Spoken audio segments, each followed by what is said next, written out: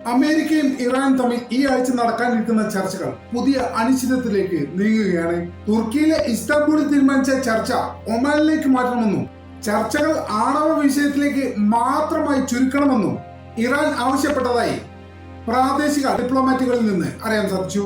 ഇതിനകം തന്നെ അതിസൂക്ഷ്മമായിരുന്ന നയതന്ത്ര ശ്രമങ്ങളെ കൂടുതൽ സങ്കീർണമാക്കുന്ന ഒരു തീരുമാനമാണ് ഇപ്പോൾ ഉണ്ടായിരിക്കുന്നത് എന്നാണ് പലരും വിലയിരുത്തുന്നത്. വെള്ളിയാഴ്ച ഇസ്താംബൂളിൽ വെച്ച് ചർച്ച നടക്കുമെന്നായിരുന്നു നേരത്തെ തീരുമാനിച്ചിരുന്നത്.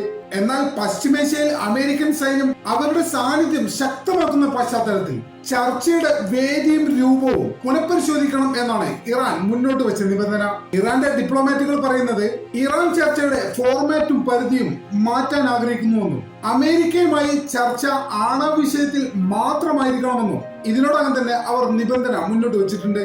പ്രദേശത്ത് വ്യോമാക്രമണ ഭീഷണിയും അതിനുള്ള തിരിച്ചടി ഭീഷണിയും ശക്തമായിരിക്കുന്ന സാഹചര്യത്തിൽ നിലവിലെ ഈ പ്രതിസന്ധി വ്യാപകമായ ഒരു യുദ്ധത്തിലേക്കാണോ പോകുന്നത് എന്നുള്ള ആശങ്ക ശക്തമാണ്.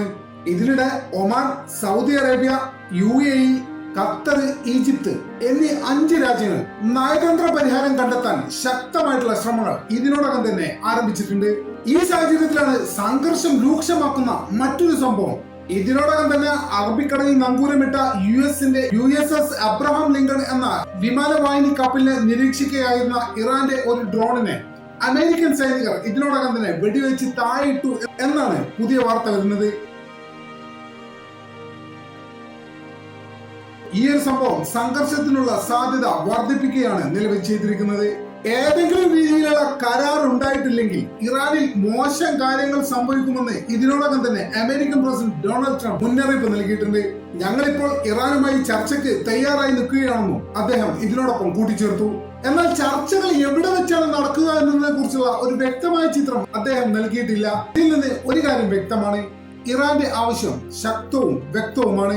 ഏറ്റവും ചുരുക്കി പറഞ്ഞാൽ ഇറാൻ ആവശ്യപ്പെടുന്നത് ഒരൊറ്റ കാര്യമാണ്, ചർച്ചകൾ നടക്കുകയാണെങ്കിൽ ചർച്ചകൾ ആണവ വിഷയത്തിൽ മാത്രമായിരിക്കണം. അതേസമയം അമേരിക്ക പറയുന്നത് ഇതല്ല, ആണവ വിഷയത്തിൽ മാത്രം ചർച്ച പോരെന്നും ഇറാന്റെ ബാലിസ്റ്റിക് മിസൈൽ പദ്ധതിയെ കുറിച്ചും അതുപോലെ തന്നെ പ്രാദേശിക പ്രോക്സി ഗ്രൂപ്പുകളിലുള്ള ഇറാന്റെ സ്വാധീനത്തെ കുറിച്ചും അത് മരവിപ്പിക്കുന്നതിനെ കുറിച്ചും ചർച്ച വേണമെന്നാണ് അമേരിക്ക ഇറാനോട് ആവശ്യപ്പെടുന്നത്.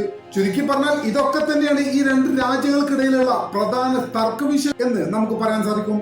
അതേസമയം White House press secretary Karoline Leavitt Fox ന്യൂസിനോട് പറഞ്ഞത് ഇറാനുമായുള്ള ചർച്ചകൾ ഈ ആഴ്ച തന്നെ ഉണ്ടാകുമെന്നാണ്. എന്നാൽ ഇറാന്റെ വിദേശകാര്യ വക്താവ് പറഞ്ഞത് ചർച്ചയുടെ വേദി എവിടെയാണെന്ന് ഇതുവരെ തീരുമാനിച്ചിട്ടില്ലെന്നും അത് തീരുമാനിക്കുന്ന ഘട്ടത്തിലാണ് നിലവിലുള്ളതെന്നും നൂർ ന്യൂസിനോട് പ്രതികരിച്ചു.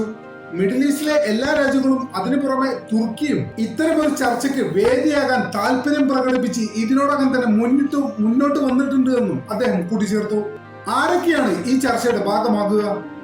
ആദ്യ റിപ്പോർട്ടുകൾ പ്രകാരം മനസ്സിലാക്കാൻ സാധിക്കുന്നത് ട്രംപിന്റെ മരുമകൻ ജെറാഡ് കുഷ്നർ, US പ്രത്യേക ദൂതൻ സ്റ്റീവ് വിറ്റ്കോഫ്, ഇറാന്റെ വിദേശകാര്യമന്ത്രി അബ്ബാസ് അറാക്ചി, ഈ 3 പേരായിരിക്കും ചർച്ചകൾക്ക് പ്രധാനമായിട്ടും ഉണ്ടാക്കുക എന്നാണ് ഇതിനോടകം തന്നെ ലഭിച്ച വിവരം. മാത്രമല്ല ഇതിനോടുകൂടെ പാകിസ്ഥാൻ, സൗദി അറേബ്യ, ഈജിപ്ത് എന്നീ രാജ്യങ്ങളിലെ മന്ത്രിമാരും ഈ ചർച്ചയുടെ ഭാഗമാകാൻ സാധ്യതയുണ്ടെന്നും നിലവിൽ വിവരം ലഭിക്കുന്നുണ്ട്. ചുരുക്കി പറഞ്ഞാൽ വേദി, വ്യക്തികൾ, അജണ്ട ഇവയെല്ലാം തന്നെ വീണ്ടും ചോദ്യം ചെയ്യപ്പെടുന്ന ഈ സാഹചര്യത്തിൽ അമേരിക്ക ഇറാൻ ചർച്ച ഒരു സമാധാനത്തിലേക്കാണോ പോകുന്നത് അതോ കൂടുതൽ സംഘർഷത്തിലേക്കോ? എന്തായാലും അതിന്റെ നിർണായക ഘട്ടത്തിലാണ് ഇപ്പോൾ പശ്ചിമേഷ്യ ഉള്ളത്. നമ്മുടെ ചാനൽ ഇതുവരെ സബ്സ്ക്രൈബ് ചെയ്യാത്ത ആളുകൾ ഇപ്പോൾ തന്നെ സബ്സ്ക്രൈബ് ചെയ്ത് പിന്തുണ തരണമെന്ന് വളരെ വിനീതമായി അഭ്യർത്ഥിക്കുന്നു. മറ്റൊരു വീഡിയോയുമായി ഒട്ടും വേഗം തന്നെ കാണാമെന്ന പ്രതീക്ഷയോടെ തൽക്കാലത്തേക്ക് ഇവിടെ പറയുന്നു.